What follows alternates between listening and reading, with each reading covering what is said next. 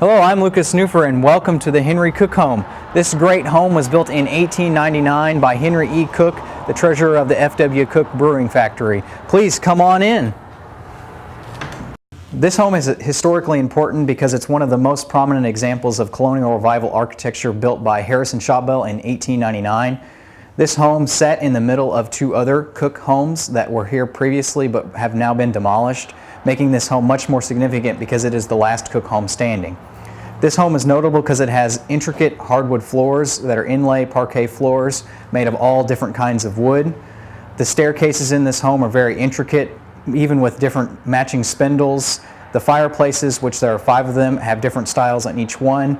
The fireplaces are made of wood, except for the one in this room, which is made of brick in the Craftsman style. It has egg and dart matching style there. All of the woodwork in this home remains original. Most of it is unpainted, and most of the woodwork is still in this home. There's an intricate sunroom in this home that has a marble fountain in the center of the room. The room also has hand-painted murals on the walls. There are also several other hand-painted murals in the home, including one above this fireplace here. There's one above the staircase, which represents Heidelberg, Germany, which is where Henry Cook obtained a PhD in literature. Henry Cook was a very intelligent man. He was also a prominent fencer, so we believe that he had much German heritage, and you can see it throughout the house.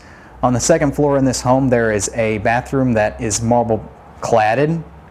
The bathroom also has murals on the walls all around the room. And there's another bathroom as well that has what's called a Sitz Tub. This is a very unique tub that originates from Germany. You actually do sit in it, and it is unlike any other tub I've seen anywhere else. The home has a variety of different architectural influences throughout the home. You can see Gothic Revival style influences in some of the woodwork as well as in the front door. There's a French style parlor mirror over in the parlor room over there. And then there's colonial revival and Craftsman architecture spread throughout to create an eclectic mix of Victorian architecture that this house holds. With any house restoration, you have to do certain things before you can do many other things. The biggest problem with this home is that it was actually vacant for 26 years. Naturally, the elements got into the house, and also the house has wood siding on the exterior. So unlike a brick home, it doesn't quite maintain and hold up quite as well as a brick home would. The home did need a brand new roof. It had a slate tile roof on it, which I did not replace. I rather actually just repaired. But on the back of the house, it had an addition where they put a tin roof on the back of the house, and then previous ownership actually tarred over this tin roof. The problem with this is that the tin crackled under the sun, thus making the tin and tar rot and just basically collapse, which is where the water started coming in. I also had a chimney that fell over at one point and fell right on the tin roof, and a tin plus the bricks doesn't hold up very well. Once the roof is done, and it is completed now, we have to start on the brickwork around the foundation. Basically, with any restoration process, you have to have a solid roof and you have to have a solid foundation before you have anything else. Well, welcome back to the Henry Cook home. We're now in December 2018. As I mentioned about a year ago, I kind of have a 5-year timeline, so we're moving right along, about 20% done, I would say, with the project as a whole. You can kind of see the Christmas decorations behind me. Each year we have an annual Christmas tour. Each room has been cleaned for the Christmas tour, and I'd love to show you some of the rooms, some of the progress we've made, and just to show you where we are as of December 2018. All right, well, welcome to the dining room. Last year, as you may remember, this room was probably in the toughest condition overall. The bay window behind me had actually collapsed. That was one of our big projects in the last year. We had to rebuild the bay from basically the ground up, the footer up, all the way to the roof, all 3 stories. We redid all of the brickwork underneath the bay, and then we built a new frame on the bay itself, framed up the window, and then we put all new window frames in, and we're getting new window sashes made as well. The top of the bay has been re-roofed, the new gutters have been put on, and then the siding has went all the way up to the roof on the house. This room got the most water damage overall during the time that the house was vacant. The next big project in this room will be to redo the electricity and then redo the ceiling, which took probably the most water damage in the house. The flooring in the right corner also took quite a bit of damage, and we'll be restoring that as well. All right, well, welcome to the library. This room arguably was the most intact when I got the house. We've cleaned all the woodwork and just really fixed up the room quite a bit. We've cleaned the floors professionally, put a new chandelier in here. The biggest work to be done in this actual room is the restoration of the ceiling. I don't have any written records that the ceiling was painted, but I do plan to paint the ceiling. A new roof has been put over the bay in here, so this room never really leaked, but it certainly doesn't leak now.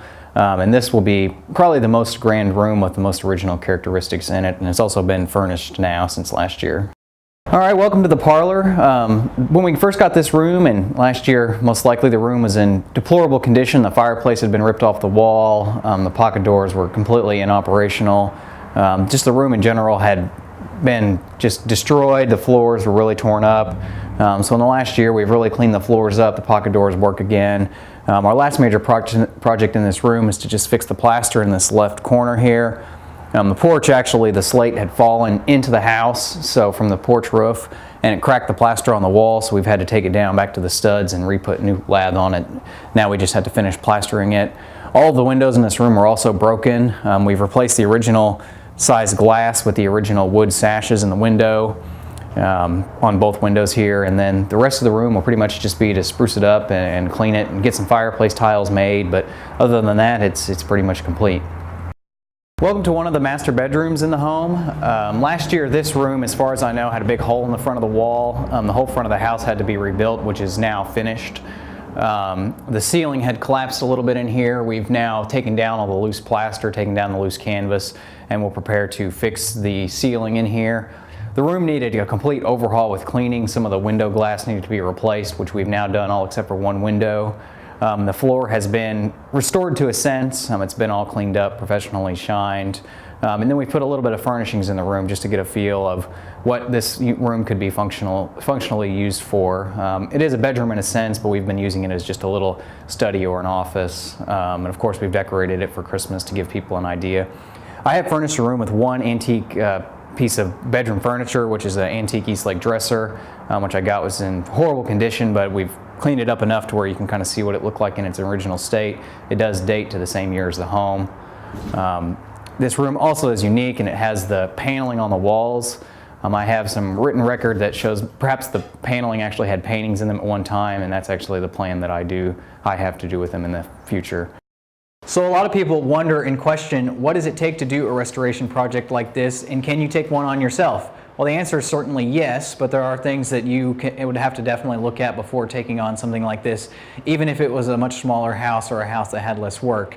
Most importantly, you have to check the foundation of the house. While a house could be rebuilt foundation-wise, sometimes it's not cost-effective to do that. As far as other things that you have to look at, most of these older homes were lined with asbestos, which is dangerous, but it can be removed safely. Other things like lead paint, which is in almost all houses built before 1978, and it's commonly on your windowsills. On this house in particular, it's on the entire exterior of the house, which a lot of houses now, if you buy to restore, that lead on the exterior of the house has been abated or it's been covered over with aluminum siding.